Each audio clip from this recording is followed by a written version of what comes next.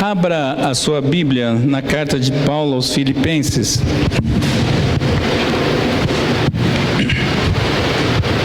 Nós vamos começar hoje a exposição nessa carta. Carta de Paulo aos Filipenses, capítulo 1, versículos 1 e 2. Diz assim a bendita e santa palavra do Senhor: Paulo e Timóteo, servos de Cristo Jesus, a todos os santos em Cristo Jesus, inclusive bispos e diáconos que vivem em Filipos, graça e paz a vós outros, da parte de Deus, nosso Pai, e do Senhor Jesus Cristo. Vamos orar mais uma vez. Bendito Deus, nós estamos mais uma vez diante da Tua palavra e suplicamos, ó Senhor, que o Teu Santo Espírito fale conosco e que a Tua palavra cale fundo aos nossos ouvidos, à nossa mente e à nossa alma. É o que eu te peço em nome de Jesus. Meus irmãos, aliás, antes um pouquinho, eu vou mudar um pouquinho. Eu queria falar com as crianças. Crianças, prestem atenção. Vocês já mandaram um bilhetinho de amor para os seus pais? Já escreveram uma cartinha no Dia dos Pais, no Dia das Mães, uma lembrancinha? Estou vendo o Bernardo fazer assim. Que legal, é isso mesmo. Porque preste atenção, nessa noite nós vamos falar de um bilhete de amor.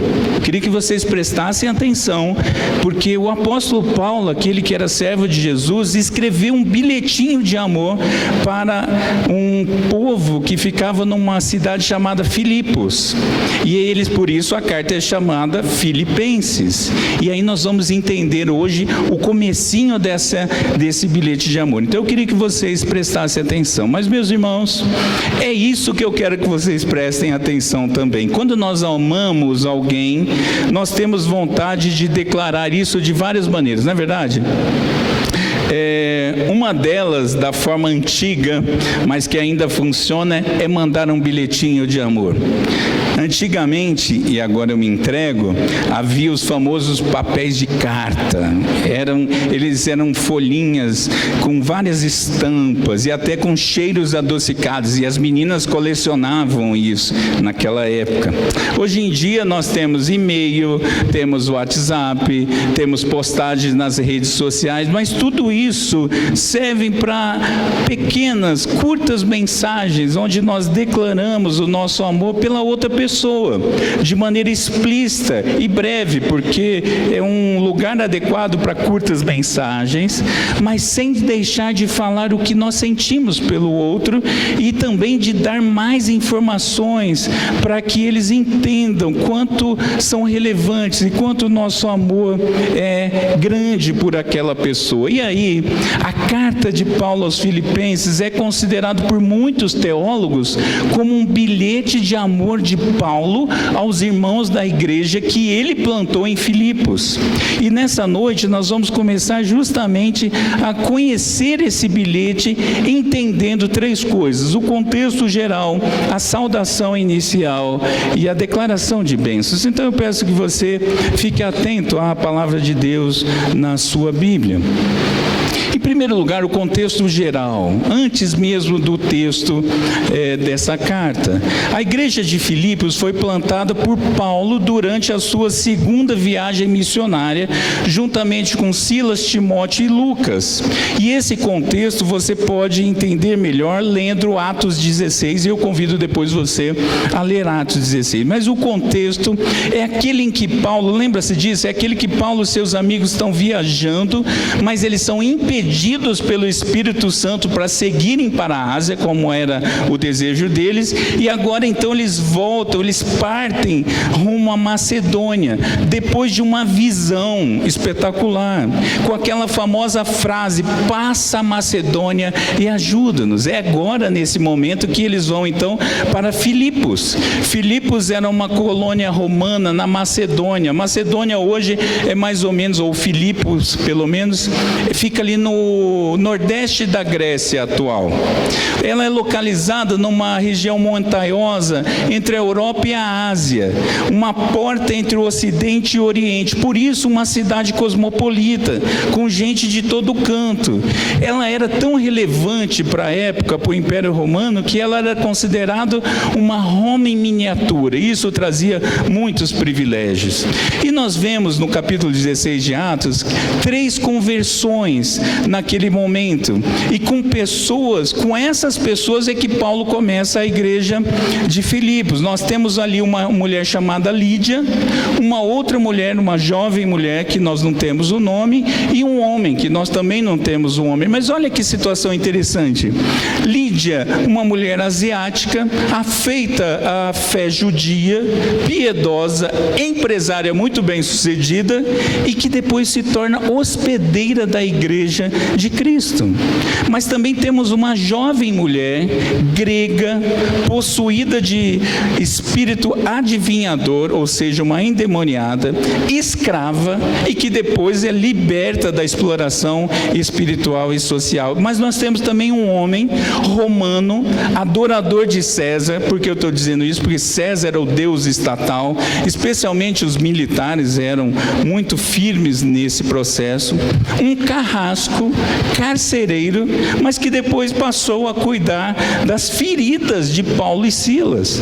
Olha que interessante, as conversões se deram de formas diferentes. A primeira mulher numa reunião de oração, a outra foi numa expulsão de demônio que aconteceu na rua, e o homem que trabalhava na prisão, após um terremoto, ele acredita que o autoextermínio ia ser a solução para os seus problemas. 3 contextos totalmente diferentes, porém todos eles transformados pelo mesmo Redentor, Jesus Cristo, pelo mesmo Espírito Santo e pela mesma palavra, vindo a experimentar uma radical mudança de vida.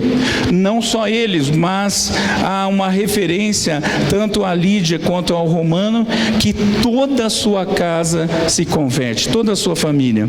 O J.A. Moutier, ele diz que a igreja de Filipos nasceu com oração, pregação e compromisso sacrificial com a obra de Deus. Essas 3 características marcam o início da igreja de Filipos. E esse maravilhoso bilhete de amor foi escrito no final da sua primeira prisão em Roma.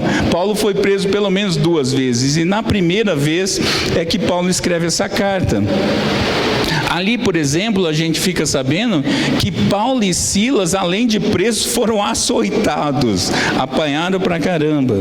E é nesse contexto de adversidade que Paulo escreve essa carta num tom de alegria triunfante, uma alegria que estava baseada na viva expectativa da volta de Jesus. Há pelo menos 5 referências nessa carta sobre a volta de Cristo.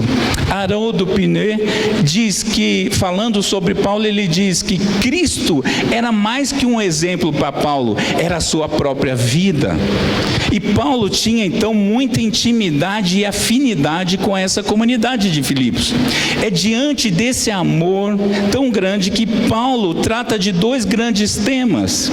Primeiro, ele agradece pela generosidade da igreja, a única das igrejas plantada por Paulo que sustentou Paulo em todos os momentos. Nós vamos ver isso, várias referências. Mas Paulo também alerta sobre 2 perigos que assolavam a igreja, um interno e outro externo. Internamente, a igreja enfrentava problemas com egoísmo e facções dos membros, que veio a fragilizar inclusive a comunhão daqueles irmãos. Havia um grande problema entre os irmãos. E também externamente, a igreja sofria de ataques de doutrinas heréticas, como os judaizantes e os gnósticos. Pois hoje, como estamos iniciando essa carta, é importante que a gente entenda esse contexto. E a guisa então de introdução, nós nesse primeiro ponto já podemos aprender muitas coisas. Primeiro, nós precisamos entender que é sempre melhor ser guiado pelo Senhor. Ainda hoje esse contexto é muito importante para nós, principalmente especialmente para esse momento que nós estamos vivendo aqui na capital. Nós temos sido levados pelo Senhor nesses últimos 3 anos e meio por vários lugares. Por exemplo, nós quisemos plantar raízes em diversos lugares de Águas Claras, mas o Senhor nos trouxe para esse prédio, que por sinal já tem sido uma bênção e que ontem foi elogiado por todos os membros do nosso presbitério na reunião ordinária que teve aqui. Todos ficaram encantados com esse prédio. E eu dizia para eles todos, bondade do Senhor, porque a gente não conseguia achar isso, porque foi o Senhor que nos conduziu a isso. E nós também estamos num contexto cosmopolita como os filipenses, com gente de todo canto, muitos vindos de contextos diferentes, de condições emocionais diferentes, de condições espirituais e teológicas diferentes, mas todos membros do corpo de Cristo, onde não há, ou melhor, onde não deve haver nem espírito de inferioridade, nem espírito de superioridade. Meus irmãos, nós somos iguais em Cristo Jesus. Temos contrastes, temos diferenças, temos assim mesmo, mas nós somos iguais em Cristo Jesus. Nós não podemos ter o problema de Filipenses, onde as pessoas estavam com vaidades, com briguinhas. Isso não pode nos afetar. E nós precisamos lembrar que a forma de conduzir e de plantar uma igreja ainda é a mesma: oração, pregação fiel da palavra e compromisso sacrificial do povo com a obra de Deus. Veja, não tem jeito de se envolver com a obra de Deus sem sacrifício. O Senhor fez uma obra sacrificial dando a sua vida na cruz, por mim e por você. Dá trabalho, meus irmãos, mas é bom. Nós precisamos nos envolver com a obra da igreja. Você precisa se envolver, entenda isso. Mas nós também não podemos esquecer que a razão da nossa existência neste mundo e nesta comunidade é glorificar a Cristo e servi-lo com toda a nossa vida, a despeito das circunstâncias. Por exemplo, nós não estamos presos num cárcere romano, mas nós vivemos numa sociedade corrompida, com valores extremamente contrários à palavra de Deus e com uma grande tentação, como o romano, de desistirmos da vida diante de tanta injustiça e tanta dificuldade no nosso país. Mas nada disso deve tirar a nossa alegria em Cristo, porque foi assim que Paulo escreveu essa carta: preso, sofrendo, apanhando, mas alegre em Cristo. Meus irmãos, nós devemos estar assim, alegres em Cristo. Nós temos que estar atentos também a termos uma vida de gratidão quanto aos problemas dos nossos dias, que não são diferentes daquele tempo. Nós precisamos ter uma vida grata diante do Senhor. É isso que vai fazer diferença aí no mundo.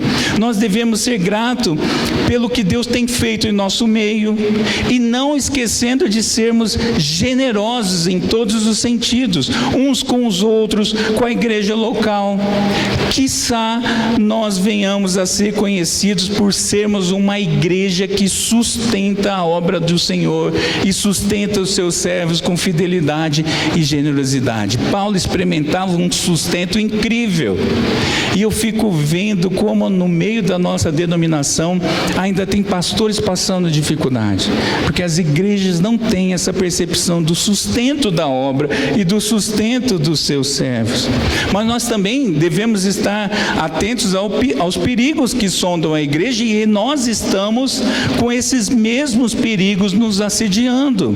As intrigas internas, modernamente chamadas de mimimis, que têm destruído muitas igrejas, afetando significativamente a fraternidade dos irmãos. É terrível ver que tem gente deixando a igreja com irmãos irmãos para trás como inimigos. Tem gente saindo e deixando inimigos, irmãos em Cristo. Ou simplesmente tem gente desconsiderando os irmãos. Tem racha nas igrejas por motivos fúteis. Tem falta de entrosamento por conta de uma frieza na relação entre os irmãos. Esse perigo nos assedia, meus irmãos. Nós precisamos estar atentos. E também nós temos que estar atentos às falsas doutrinas e os falsos mestres que têm derrubado e ferido muita gente. Então veja, como introdução, nós precisamos entender que isso também se aplica a nós. Mas, olhando agora para o texto, nós estamos olhando para o texto, Atos 16, mas olhando para a carta de Paulo aos Filipenses, versículo 1. Nós temos nesse pequeno versículo algumas preciosas informações que nos levam a atentar, a perceber 4 lembretes para nos mantermos alinhados ao chamado de Cristo. Primeiramente, a carta começa com Paulo e Timóteo. Há aqui uma fraternidade honrosa. Paulo escreveu sozinho essa carta, porém ele teve o cuidado de registrar a presença do seu filho na fé e discípulo Timóteo. Timóteo participou dessa plantação, Timóteo também amava essa comunidade, e Paulo está dizendo, nós dois queremos dizer uma coisa para vocês. Nessa viagem de plantação, Paulo seguiu acompanhado com Silas, Lucas e Timóteo, mas aqui nós vemos que Timóteo tinha uma participação mais efetiva. E Paulo sabia que a obra era grande e que para cumpri-la necessitava dos irmãos e das irmãs que Deus ia acrescentando no seu caminho. Paulo sabia que a obra não se faz só. Mas nós vemos ainda o texto dizendo que eles são servos de Cristo Jesus. A palavra utilizada aqui no grego é doulos, escravos. Você já ouviu isso? Escravos. Aqueles que prestam um serviço abnegado ao seu Senhor, ou seja, uma dedicação extrema. Steve Lawson comenta assim, aspas, um escravo pertencia ao seu amo, era como uma propriedade, não tinha vida própria. Além disso, um escravo não possuía nada, mas dependia inteiramente do seu amo para o cumprimento das suas necessidades. Também não podia ir a parte alguma sem o consentimento do seu amo. Toda a sua vida se resumia a satisfazer o seu amo. Paulo está dizendo que ele é assim, um servo do Senhor. Paulo não se considerava um grande teólogo judeu, nem um importante membro do Sinédrio, nem mesmo com direitos e privilégios romanos, mas sim como servo de Jesus. Essa é uma informação importante para nós. Trata-se de uma postura humilde e de profunda mansidão que todo crente deve ter. Mas nós vemos ainda que Paulo está escrevendo a todos os santos em Cristo Jesus, inclusive bispos e diáconos. Essa carta, meus irmãos, é para o povo, para todo o povo de Filipos daquela igreja, incluindo os líderes locais.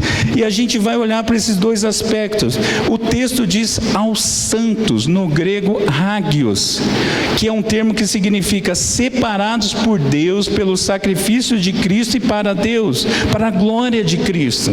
Também pode ser entendido como pertencentes a Deus, separado da poluição moral deste mundo e posto à parte para Deus. Essa é a noção de santo. No Antigo Testamento, a palavra equivalente em hebraico é kadosh, que significa algo como confiscado como propriedade de Deus, separado e dedicado à adoração e culto a Deus. Esses são os santos. Mas diz o texto que isso inclui a liderança. A liderança surge do meio do povo para serviço ao povo. Logo, não se trata de uma casta especial. Ou seja, eles estão entre os santos e não melhores que os santos, conforme Pedro fala na sua primeira carta, capítulo 5, 1-4. Os líderes são levantados por Deus, sem sombra de dúvida, sob a autoridade de Deus, para uma posição destacada, com certeza, porém com a finalidade de servir e guiar o povo. Esses são os presbíteros, mas também diz, ou melhor, a liderança. Mas agora vamos olhar para os dois exemplos que Paulo cita. Ele fala dos bispos, em grego episcopos, que significa, da onde vem a palavra episcopado, não é? Que significa supervisores. Bispo significa supervisores, que também é sinônimo nas outras cartas para presbíteros e pastores, são sinônimos. Os bispos são aqueles que cuidam, digamos assim, do interior das pessoas.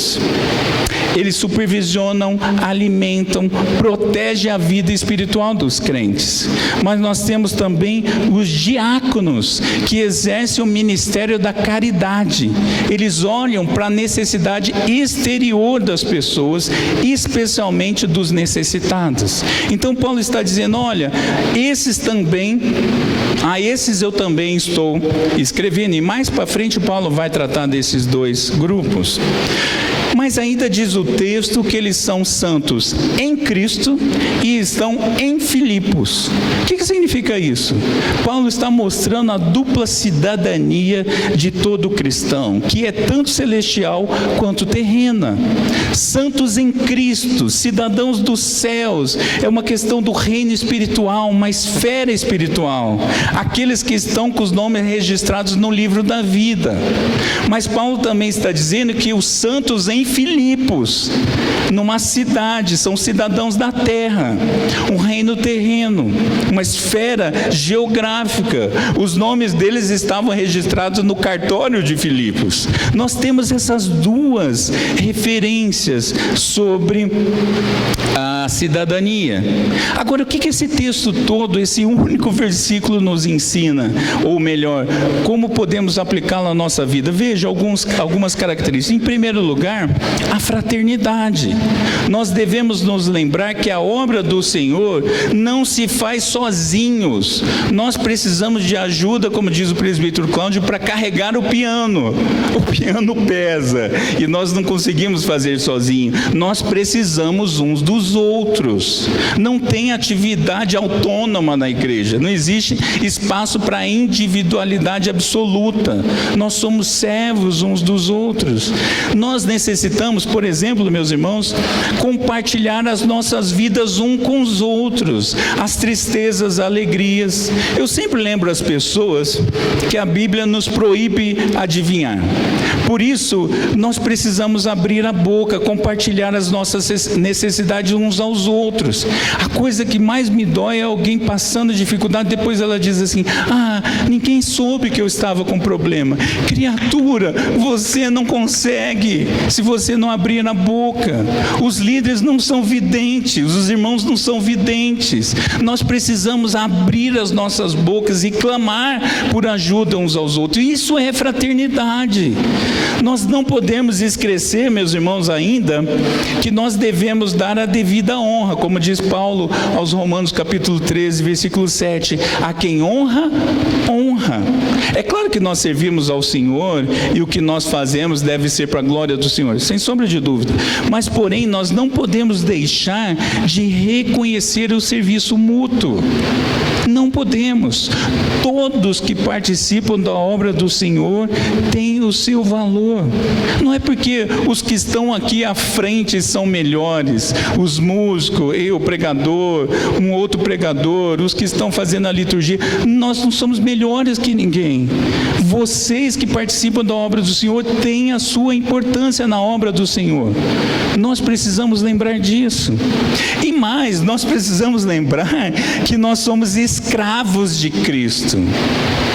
É tão legal, né, por aí as pessoas falando assim: eu sou do Senhor, eu sou do Senhor, Jesus é meu amigo.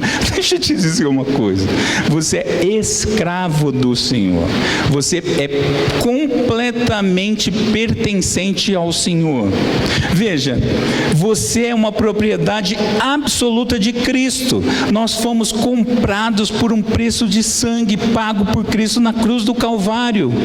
Nosso direito é o direito de um escravo. Esse é o seu direito, o meu direito. Nós também devemos a obediência absoluta a Cristo. Nós fazemos aquilo que Cristo diz na sua palavra, onde ali nós entendemos a sua vontade. Nós fazemos a vontade de Cristo, não a nossa. Escravo não tem vontade própria. Nós temos também, meus irmãos, a honra de sermos servos de Cristo. Trata-se de um privilégio que Paulo está falando, porque veja, se nós não somos servos de Cristo, quem não é servo de Cristo é servo de Satanás, não tem jeito, porque o Senhor nos tira das trevas para a sua maravilhosa luz, mas a condição é a mesma. Porém, é muito bom viver para a glória de Cristo. Agostinho de Hipona dizia que quanto mais servos de Cristo nós somos, tanto mais livres nós nos sentimos. Quanto mais você se coloca nas mãos do Senhor, mais você vai experimentar a liberdade em Cristo Jesus. Porque ruim é servir ao inimigo das nossas almas, mas a Cristo não. E outro, meus irmãos, essa carta, diz o texto, que ela fala a todos os seus, ela fala à igreja. Esse é um bilhete de amor para nós ainda hoje, não é só para os filipenses. Eu quero que você entenda que esse bilhetinho de amor de Paulo é para você. Você precisa entender isso. Nós somos os santos de Deus, aqueles que foram separados por Ele mesmo na eternidade passada para ser seu povo, nação santa, povo de propriedade exclusiva de Deus. E santo não significa perfeito. Tem crente que tem vergonha de falar que é santo, porque as pessoas vão falar assim: ele é santinho, ele é perfeito. Não, nós somos santos porque isso é uma terminologia que aponta para um enorme privilégio. Nós somos santos porque Deus nos separou do mundo, nos tirou do mundo para si. Agora nós somos dele. Por isso que nós podemos dizer que nós somos santos. Essa igreja, meus irmãos, essa mensagem é para vocês, os santos de Deus. Entende isso? Mas essa é também uma mensagem para os líderes, e todos que estão em alguma liderança. Eu preciso falar com você algumas coisas. É preciso ter plena consciência que a posição de um oficial no seio da igreja. Qual é a posição de um oficial? Os oficiais existem para a igreja e não a igreja para os oficiais. Não é à toa que a compreensão equivocada desse conceito tem gerado muitos líderes exploradores do povo, porque eles acham que eles são os donos da igreja, a igreja tem que servi-los. Pelo contrário, a liderança sai do meio do povo para servir a igreja. É uma posição de alguma forma de destaque, sim, porque o Senhor está destacando para fazer alguma obra, mas nós não somos melhores que ninguém. Como disse o Hernandes Dias Lopes, a pirâmide na igreja está de ponta cabeça. Maior é aquele que serve. Entende, meus irmãos?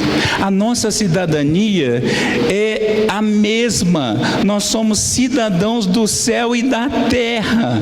Aqui nós somos peregrinos. Nós precisamos estar com os olhos fitos no céu, sem sombra de dúvida, com santa expectativa da volta de Cristo a qualquer momento. Nós temos que ter esse desejo, nós temos que fazer as coisas pensando: Jesus está voltando, Jesus vai chegar. a qualquer momento. Lembrando que a nossa primeira cidadania é espiritual. E isso nos dá uma correta perspectiva da vida. Não é aqui o nosso destino final. Porém, nós não podemos esquecer que nós somos peregrinos nessa terra. E enquanto isso, nós devemos imprimir os valores do reino de Deus neste mundo. Nós devemos ser sal da terra e luz do mundo. Isso nos dá uma perspectiva coerente e não alienada. Nós não podemos ficar olhando apenas para o céu. Nós temos uma atividade enquanto somos peregrinos.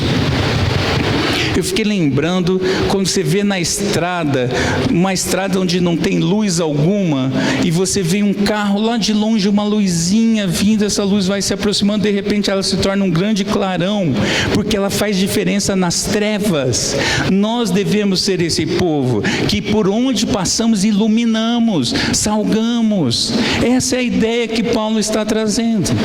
Mas ainda temos aqui no versículo 2 as bênçãos, porque vejam, uma carta, como que ela era escrita?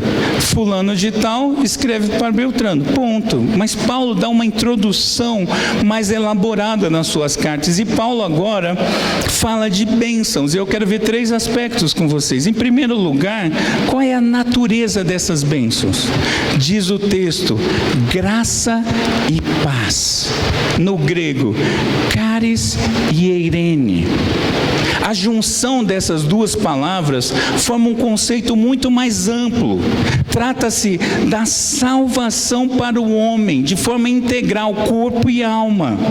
Charis significa alegria, deleite. É um dom imerecido, fruto do amor livre e soberano de Deus. Deus é que nos ama, Deus é que nos abençoa, Deus é que cuida de nós, porque Ele é bom. E isso é graça. Porque o que nós merecemos chama-se inferno, mas não, ele vem com a graça. Mas não é só isso. Eirene, que no Antigo Testamento a palavra equivalente é shalom, que muito crente gosta de ficar falando shalom, não é? Mas é uma paz diferente da simples ausência de dificuldade ou de conflito.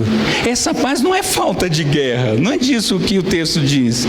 Mais uma vez eu cito Lawson, que ele comenta que da experiência pessoal de paz sobrenatural da alma, somente Deus pode dar essa tranquilidade interior, essa calma dentro do espírito humano em meio às violentas tempestades da vida. Essa serenidade vem da consciência de que Deus está no controle de todas as coisas.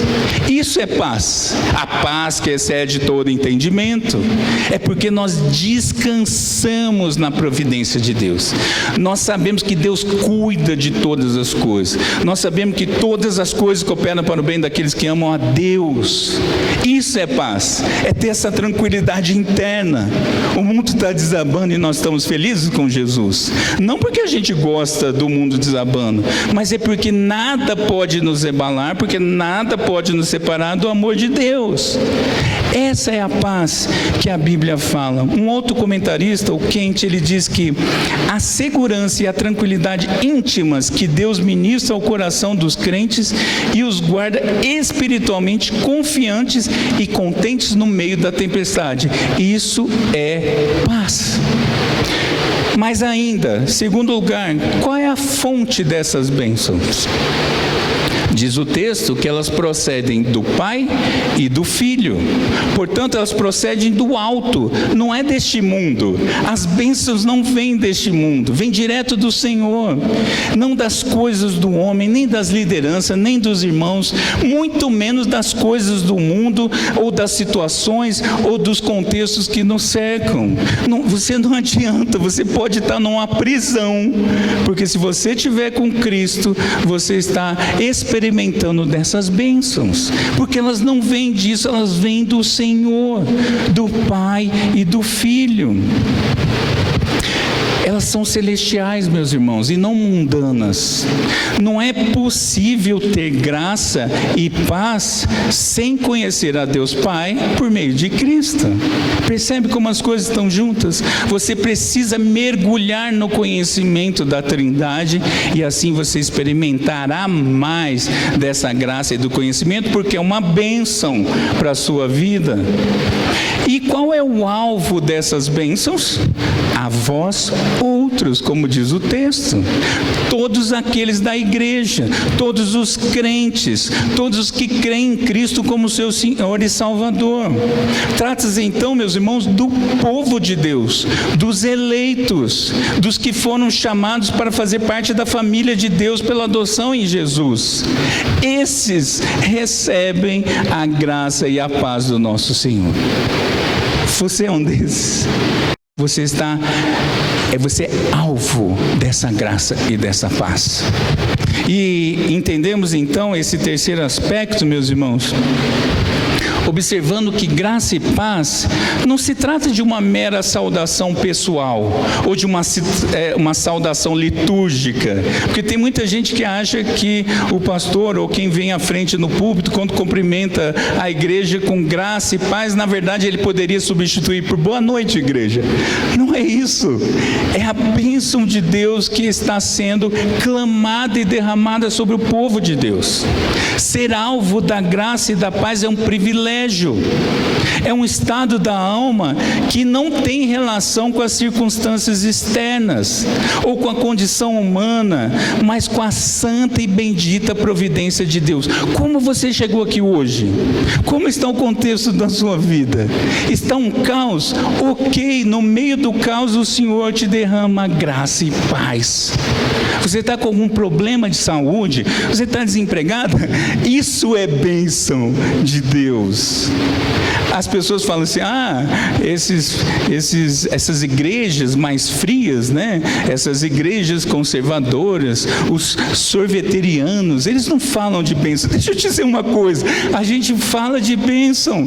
A graça e a paz do Senhor é bênção para a sua vida. É isso que você deve desejar ardentemente. É isso que está acontecendo nessa noite. Deus abundantemente derramando graça e paz sobre a sua vida. O amor inefável de Deus, a relação agora com Deus, isso é uma bênção maravilhosa, e é por isso que Paulo declara essa bênção nas suas cartas. E quando isso é compreendido plenamente, nos dá uma nova perspectiva da vida, uma perspectiva prática para o dia a dia. Agora é outra, porque eu sei que quando eu saio daqui, eu saio abençoado pelo Senhor com a sua graça e a sua paz. Isso também deveria nos elevar o padrão de gratidão a Deus pelo reconhecimento da obra que só Deus pode fazer na sua vida, e mais, gratidão porque você sabe que Ele está fazendo essa obra na sua vida. Ele está fazendo, é bondade de Deus. Significa, meus irmãos, que nós precisamos manter a percepção correta da vida, que isso promove ânimo para o crente. Você deve sair daqui nessa noite animado, porque essa bênção da graça e da paz é para você nessa noite e por toda a sua vida.